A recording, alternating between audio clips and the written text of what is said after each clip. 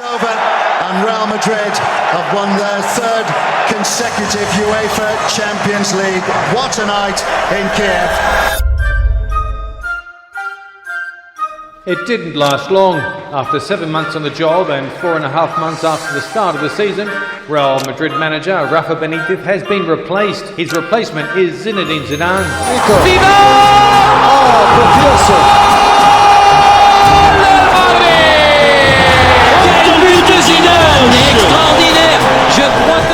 This man took on one of the biggest, most demanding jobs in football, but against all odds, he didn't just succeed, he dominated. When everything pointed to inevitable failure, he defied expectations in ways no one thought possible, despite having almost no experience. And the fact that no one has been able to replicate his success speaks volumes. What Zidane achieved in just 4 years remains out of reach for even the greatest managers. Guardiola couldn't do it, Ancelotti couldn't, Mourinho couldn't, but Zidane did. On his first attempt at managing one of football's biggest clubs, he crushed every competition. Yet before that, his only experience was a brief stint coaching a reserve team, after years of being more of a symbolic presence than a tactician. So, how did he do it? What was his philosophy? What tactical edge did he have that even the greatest managers couldn't replicate? It obviously wasn't luck. Therefore, it had to be something else. So, let's find out. If you told Smail and Malika Zidane that the last of their 5 kids would grow up to be one of the greatest players to lace a pair of boots, they'd tell you that was the least of their worries. That's because, in 1953, the couple was too busy running for their lives in an attempt to flee the Algerian War. That's how the Zidanes ended up in Paris. But the thing is, they weren't the only ones who had fled Algeria. There were so many Algerian immigrants, but not enough jobs for every family. So they moved down south, not back to Algeria, but somewhere that reminded them of back home, Marseille. As much as Smail got a job as a warehouseman, it could only afford his family a decent lifestyle. Nothing luxurious. With the hopes of a better life for the family, the Zidanes welcomed their 5th child on the 23rd of June 1972 in the suburb of La Castellane. His name was Zinedine Yazid Zidane. Zidane had a loving family, and given their background, their father Smail never let him or his siblings forget the values and principles they had to live by: hard work, discipline, and perseverance. But Smail could spend only as much time with his children as a father. He was working overtime just to make sure his family was comfortable. So, would he sacrifice the comfort of his children to ensure they stuck to good morals? It was a tough decision to make. At the same time, the young Zidane had frequent nightmares when his father wasn't around. Worse, the La Castellane neighborhood was not fond of good company, as crime and violence lingered in the streets. But Zidane wasn't alone, he was in good company. His father didn't need to worry about him mixing with the wrong crowd or finding it hard to sleep. This is because Zidane had his football with him. The harsh reality that he was surrounded with only fueled his passion for kicking a ball. It was like therapy to Zidane. The space between buildings made for good makeshift fields, and Zidane and the other boys would often run and dribble between them. The streets may have been far from ideal, but they gave him his first love and a dream. From the tender age of 5 up till his teenage years, the only football he knew was on the streets of La Castellane. But he wanted more. He didn't want to be limited to asphalt floors and apartment walls. He wanted to live his dream on a real football field. He wanted to have a career playing the beautiful game. So, it all started with the junior squad of US Saint-Louis, a team in La Castellane. At just 10 years of age, he was playing so well, it was evident that he belonged in a bigger team. So, Robert Centurero, who was the coach of SO Septem, did everything he could to convince US Saint-Louis to let Zidane join his side. When Zidane was 14 years old, he impressed the S-Can scout Jean Verraud, who saw him play during a 3-day camp run. Verraud knew instantly that the kid was far too good not to have him playing in the top flight. What started as a 6-week trial at the club ended up being a 4-year-long career. Those 4 years were marked by many milestones that proved that Zidane was destined for great things. On May 18th, 1989, a 17-year-old Zidane stepped onto the pitch for his professional debut against Nantes. It wasn't just another match, it was the start of something extraordinary. 2 years later, on February 8th, 1991, he found the back of the net for the first time in a Cannes jersey, coincidentally against Nantes. That goal earned him more than just a celebration, because Cannes chairman Alain Pedretti had promised him a car when he scored his first goal. But Zidane wasn't here for rewards. he was here to make history. In his first full season, he led Cannes to an unprecedented 4th place finish, securing European football for the first time in the club's history. It remains their greatest achievement to this day. As a teenager, he was a thrill to watch. No one was doing what he was doing at his age. Former Tottenham sporting director Damien Comolli recalls, "I will never forget when I saw Zidane playing for Cannes as an 18-year-old against Monaco in one of his first professional games. He scored the most unbelievable volley I've ever seen, hitting the ball into the corner from a cross. It is an image in my mind, and I will never forget it." In 1992, Zidane was ready for the next big step in his career after he moved to Girondins de Bordeaux. Although the French side was just newly promoted, having him alone made them an exciting team to watch. It could be a mediocre game with teams just going back and forth, but when Zidane held the ball in the midfield, he turned matches into a once-in-a-lifetime experience. What made Zidane more impressive was that, despite his scrawny physique, he was the one bullying player. But how was he doing it? Zidane wasn't the strongest player on the field, neither was he the fastest. At just over 6 feet, he was tall enough to cause headaches for the opposition in the air. But nothing about the Frenchman's physique screamed superstar. Yet, he never failed to dazzle fans on the field. It was no mistake that when he started playing football, he often featured as an attacking midfielder, forming the link between the middle of the field and the final third. Zidane wasn't the most physically gifted, but there weren't many players blessed with the vision and industry that he had. All those years spent playing football on the streets of La Castellane had turned him into a maestro on the field. Meandering and dribbling through the labyrinth of the streets meant that on the field, he treated opponents like cones to be glided past. But despite his immense ability, that wasn't his biggest strength. There was something else that made him special, something that made him an outlier amongst outliers. That was his football intellect. Zidane could anticipate pockets of space and just how to move and make the passes that made the attack seamless. At 20 years old, the best of Zidane was yet to come. Zidane wasn't the only star on the Bordeaux team. He was going to play alongside local young talent Bixent Lizarazu and Christophe Dugarry. The three of them made the Bordeaux midfield one of the best in France. The results they produced proved just that. In Zidane's debut season, Bordeaux finished third, just 7 points behind league winners PSG. For a newly promoted side, it showed just how determined a team they were, and it was just a matter of time before their efforts would be crowned with silverware.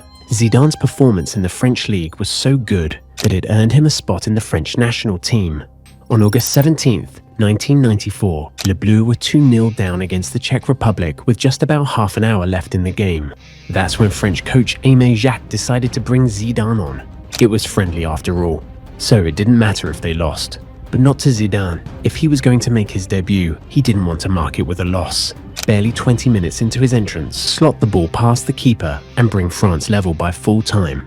It wasn't just Zidane's first game for his country, it was the beginning of a new era, one where he would lead his country. As fate would have it, Zidane's arrival on the international scene coincided with Cantona's year-long exile from the team following suspension for misconduct. It couldn't be more clear that Zidane was destined for leadership and greatness. Meanwhile, with Bordeaux, Zidane was still doing well domestically. This meant more appearances in European tournaments and tougher opponents. The 1995-96 season was by far the most memorable. En route to the final of the UEFA Cup, they faced teams that made them look less than underdogs. In the quarter-finals of the UEFA Cup, they were to play AC Milan. The Italian side had won the tournament 3 times in the last 5 years. The first leg finished 2-0 in favour of Milan, and everyone had already seen Bordeaux exiting the tournament. But Zidane and his team went on to shock the world. Didier Tholot put Bordeaux ahead in the first leg. Then, a Zidane free kick led to a header from Dugarry, putting them 2 goals ahead. In the last 20 minutes of the game, Zidane set off on another one of his trademark runs. When his shot got blocked but still landed at his feet, he felt a pass would be a safer option. That's how he laid the ball for Dugarry, who sent the ball flying into the top left corner to make it 3-0. It was a game that Bordeaux fans still talk about to this day. Although they couldn't replicate this masterclass against Bayern in the final, they won the Intertoto Cup, Zidane's first piece of silverware, and Bordeaux's first trophy in almost a decade. Zidane ended up as Ligue 1's player of the season. Despite Bordeaux finishing 16th, it takes a lot of undeniable talent to finish as the best player in the league while your team is in the bottom half. That summer, his first Euro tournament with France wasn't quite the fairy tale he thought it would be, as a penalty shootout would deny them a place in the final. But If one thing was certain, after the summer of 1996, Zidane had entered his prime. He was too good for the French league, let alone a team like Bordeaux. But where would he end up next? Italian giants Juventus paid €3.5 million for the then 24-year-old. This was the first time Zidane would play for a club outside of France. At Cannes, he was a prodigy. In Bordeaux, he was a star on the rise, amongst other things. But in Turin, he was breathing the same air as some of the best players in the world.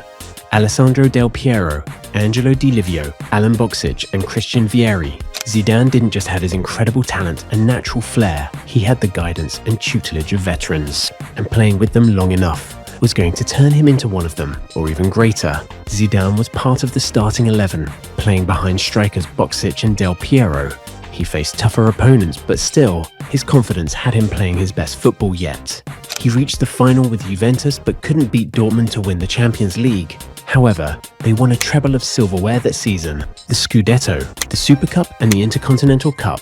The following season, Juventus defended their Scudetto title and booked a place in the Champions League final. Only this time, they lost to Madrid in the final. There was no time to grieve this loss. That summer, Zidane was going to play in his biggest tournament yet, the FIFA World Cup. Zidane would get to play his first World Cup in front of his home fans in 1998. Since his debut 2 years ago, France had gotten stronger.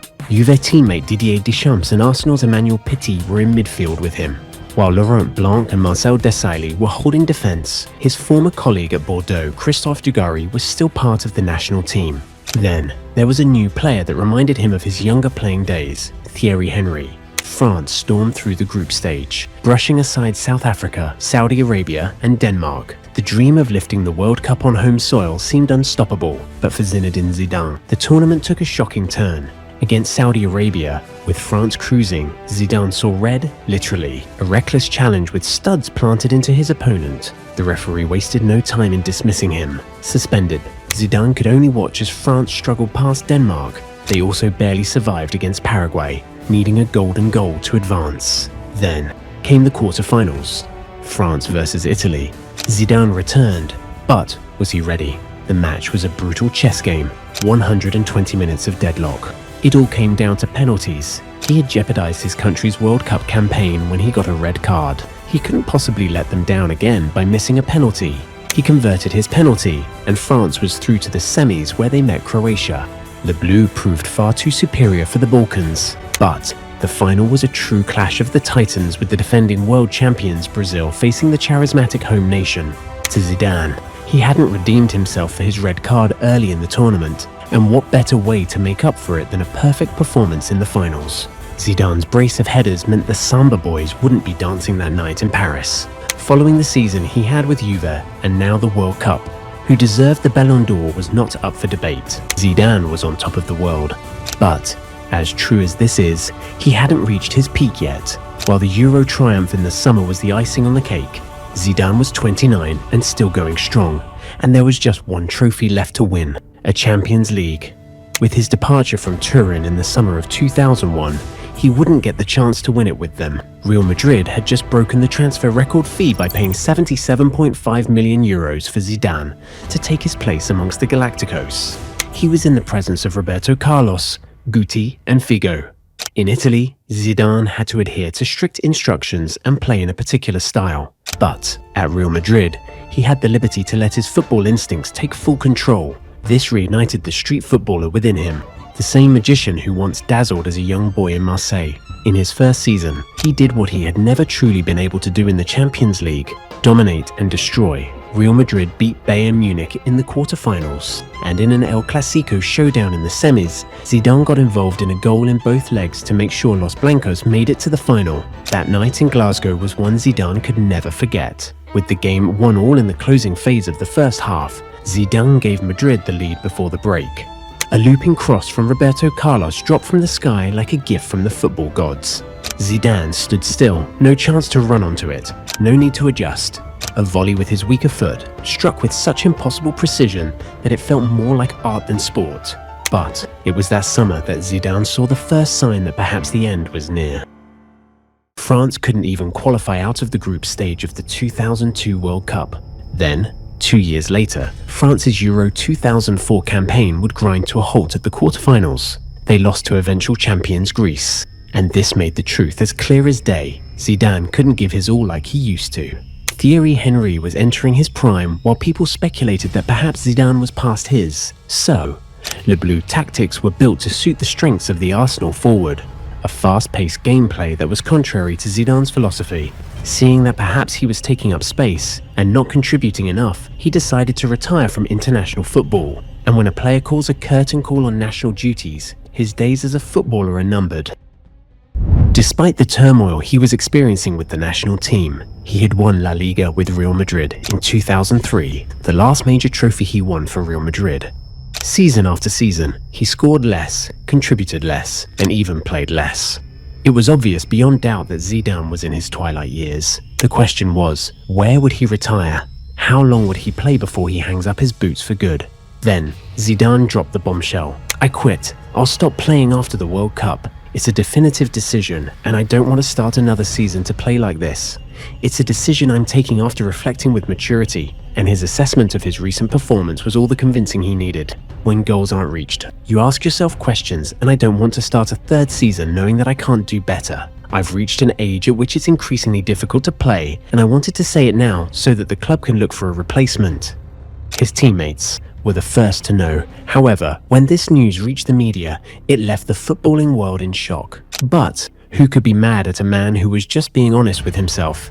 As much as Zidane did retire after the 2004 Euros, Le Bleu's poor form in the World Cup qualifications made them make some desperate calls, one of which included recalling a young Zidane out of retirement. This proved to be a very good decision as France made it to the finals. Would Zidane bow out with a World Cup? Surely this would be the best ending to a legendary career. He put France ahead early in the game, but the Azzurri fought to take things to extra time. With every passing second, the game looked poised to head into penalties. France looked like they had the upper hand with Zidane, but that advantage was stripped away by a brief moment of aggression. Now, out of the game with a red card, France were without their talismanic veteran going into the shootout. And this would be all Italy needed to win the game. His last game, on the biggest stage, what was supposed to be a beautiful moment, turned into sour and shameful defeat. Born in Marseille and fashioned by its streets, stadiums lit up with thousands of smiles and erupted in cheers every time the ball touched his feet. He gave hope to not just an entire country but generations of its players to come, players from backgrounds no one expected much from. It wasn't the end he wanted, but nothing could undo the years of brilliance and level of devotion he had for the game. However, with his body and spirit fatigued, it seemed this was the last time the beautiful game would witness his greatness. Given the status he had as a living legend, he could never truly say goodbye to the game.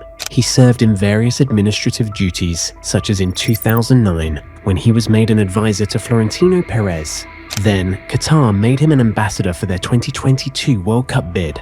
Being of Arabian descent, helping bring football to the Arab world felt special for him. Zidane wasn't just a French footballing hero, he was a patriotic figure, and he meant more than just football to the people of France. That's why he was part of 2 Olympic bids for Paris as well. But he was still primarily seen as one of football's greats. He also featured often in both charity matches and exhibition games for club legends. The thing about former players like Zidane is that they were very entertaining during their playing days, so much so that it's hard not to imagine how they would fare as managers. But Zidane had made it clear that he wasn't heading towards that direction. In an interview with S, Zidane said this: "When I retired, I had no desire to be a coach, didn't want to do it at all. I wanted to stop, do something else." But his actions suggested that he was flirting with the idea of being a gaffer. In 2010, when Jose Mourinho was in charge of Los Blancos, he was appointed as his advisor. To be fair, few people are as qualified as Zidane to do this. But the following year, Zidane was promoted to sporting director, a step closer to something bigger, a step closer to the dugout. And then, in 2013, it happened. Zidane was no longer just an observer. He was appointed assistant coach to Carlo Ancelotti, standing side by side with the man who would soon lead Madrid to La Décima, their long-awaited 10th Champions League title. It was a momentous time for the club. But for Zidane, this was just the beginning. In June 2014, Real Madrid made the announcement Zidane was made assistant manager of their B team. Real Madrid Castilla. It seemed like a demotion, but in reality, suppose head coach Santiago Sanchez was actually his second in command. Zidane was the one calling the shots, but he didn't have a coaching license, so on paper Sanchez was the man in charge. This landed Zidane in serious trouble, until he got his coaching license in May of 2015. But there was no time to celebrate this, as the Real Madrid front office had serious matters to address. 2015 was a year many Madrid fans wouldn't want to remember. They lost the La Liga title to Barcelona by 2 points, and their local rivals Atletico Madrid knocked them out of the Copa del Rey in the round of 16. But what was worse than getting knocked out by Juve in the Champions League semi-finals was seeing their bitter rivals, Barcelona, lift the Champions League. All the trophies Madrid won last season were curtain raisers, the UEFA Super Cup and Club World Cup. This was abysmal by Madrid's standards. Hence, they had to go in a new direction, one without the Italian gaffer. The only person who had what Florentino Perez and Real Madrid wanted was Rafael Benitez. He had tasted European glory as a manager with Liverpool and led Valencia to their last La Liga title. Yet, with all his experience, it seemed he wasn't the right man for the job.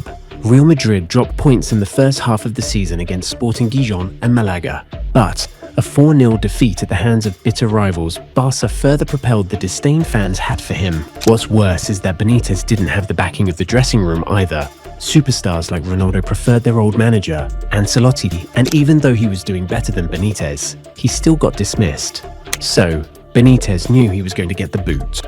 In their first game in 2016, Real Madrid were held to a 2-2 draw against Valencia, and that was the final straw. The game was played on a Sunday. The Real Madrid board sat on a Monday, and by Tuesday morning, Benitez's office was vacant.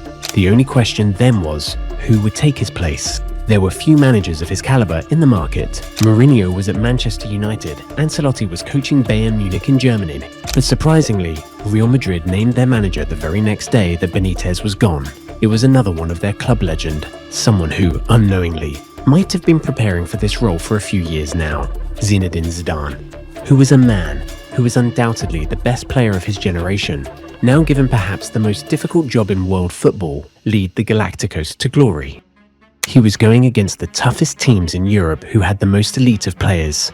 Every team that was as big as Real Madrid had managers who were already coaches before he had retired. When Real Madrid were knocked out of the Champions League by Arsenal, Arsene Wenger was the manager of the Gunners, and Zidane was part of the team that lost that round of 16 tie.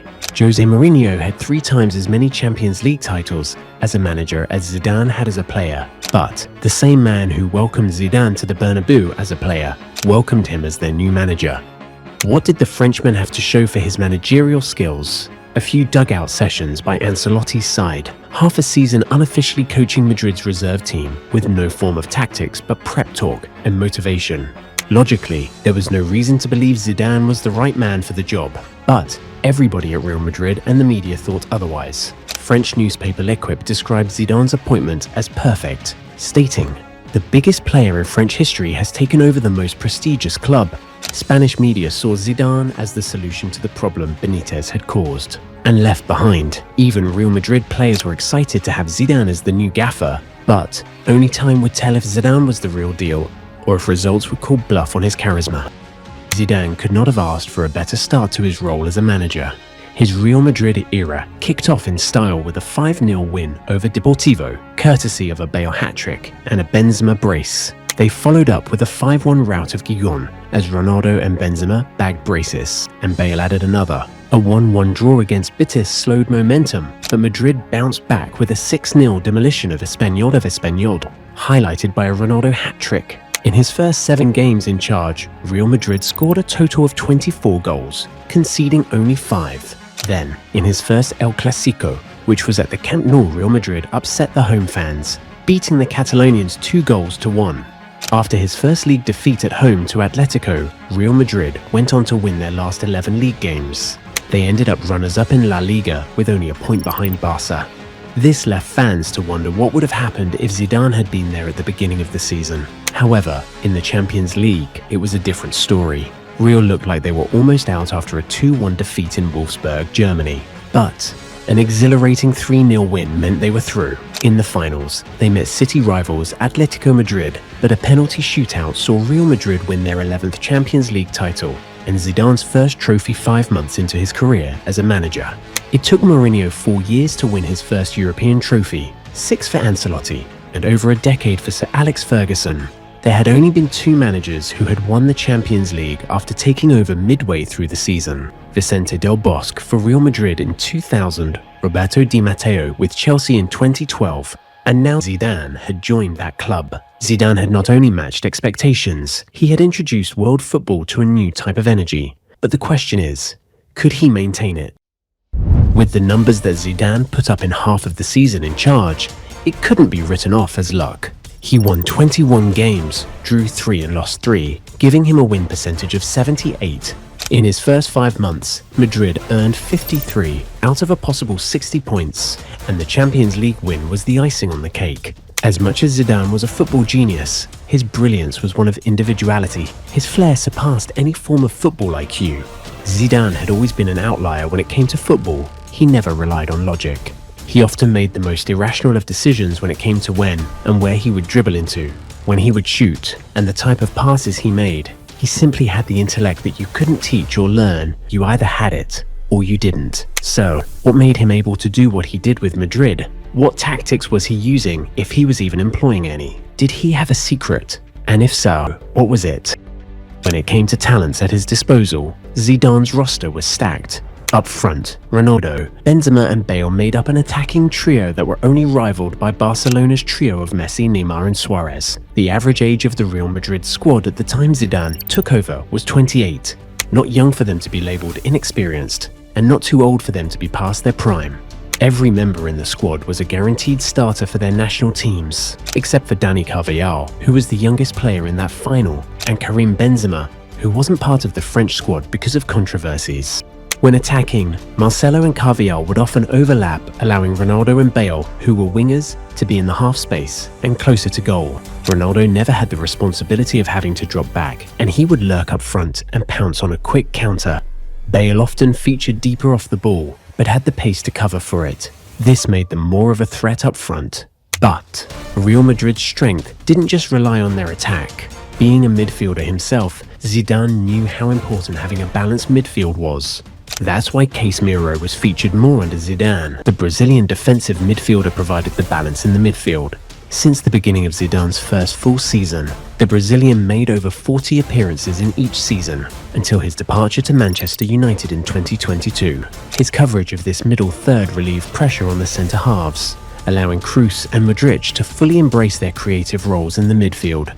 This duo's importance to the squad couldn't be emphasised enough. Their vision and creativity is something that reminded Zidane of himself, hence the level of priority he made them. Luka Modric even went on to break Messi and Ronaldo's decade-long chokehold on the Ballon d'Or. As for defence, Ramos was an integral part of the team, with an aging Pepe getting replaced by Varane. Both defenders were ball-playing defenders, who were good with the ball at their feet. When not on the ball, Ramos's aggressive nature perfectly complemented Varane's calmness, while their heights allowed them to neutralise all aerial threats in their defensive third. But if having quality players was all it took, Rafa Benitez would never have been sacked, and neither would Ancelotti have left. There was indeed something Zidane did better than his predecessors and fellow managers across Europe. Nobody knew how to manage the morale of players and boost their confidence like Zidane. He never overburdened his players with instructions and often put his faith in their judgment. Knowing how much confidence their manager had in them, in turn gave them confidence in themselves. Also, his reputation as a young club legend commands the respect of his players without him having to demand it. With everything he would achieve subsequently, one question remained: who could deny Zidane's greatness as a manager? Even after a second Champions League and a Liga title, people still labelled him as lucky. The last time a team appeared in back-to-back finals before Real Madrid's double was in 2009, when Manchester United failed to defend their title against Barcelona in Rome. Then, the last time a team won it back-to-back was in 1990 by AC Milan. If Madrid could win it in 2018, they would be the first team in 4 decades to accomplish a Champions League three-peat. When last this happened, Bayern Munich were up against teams like Leeds United and St. Etienne. And it's not that Real Madrid didn't face problems, it's just that Zidane handled them so well that people were fooled into believing he never had any issues. Firstly, Zidane hardly ever showed hints of feeling pressure in press conferences or on the sidelines. He was always cool and collected, hardly overly emotional. Another thing is that it was hard to tell if he had any favourites, because he would treat the best player in the team almost the same way he treated the youngsters and newcomers. This was reflected in the way he often rotated the squad early in their title-winning 2016-2017 season. In just 4 league games, he used 21 different players. The only outfield player to start in all 4 games was captain Sergio Ramos. Up front, Zidane has fielded 5 different attacking combinations in 6 competitive matches. The result? 12 league goals scored by 11 different players. That's not just squad depth, that's a team built on a shared mentality where anyone can step up at any moment and produce the same outcome. This particularly came in handy when Bale was inconsistent for most of the 2017-2018 campaign. Zidane would switch to a 4-4-2 formation in which either Isco or Asensio played the role of a false 9 behind Ronaldo and Benzema. This worked perfectly well, as that season they knocked out PSG, Juventus and Bayern en route to the final. They would finish 3rd that season, but that didn't matter, as a 3rd consecutive appearance in the final meant they had the chance to make history. Liverpool seemed strong early in the game, but when Mohamed Salah was too injured to continue playing, Madrid went all out from there. And it was Bale, who had possibly one of the worst seasons of his career, that came on to seal the game for Madrid with a brace. In just 3 seasons, Zidane had won 3 Champions Leagues in a row and 6 other trophies. As amazing as this was, it didn't paint the complete picture of everything that was going on, especially behind the scenes. Tomé la decisión de no seguir el próximo año en el cargo de entrenador del Real Madrid. The 31st of May, 2018, Zinedine Zidane shocked the world with this news. How could a manager resign after making history the way he did? Well, there were a lot of things going on unknown to the public, and it went against what Zidane believed in. He and Florentino Perez didn't see eye to eye on so many things. James Rodriguez was a personal favourite of the club president, but Zidane wasn't fond of the Colombian.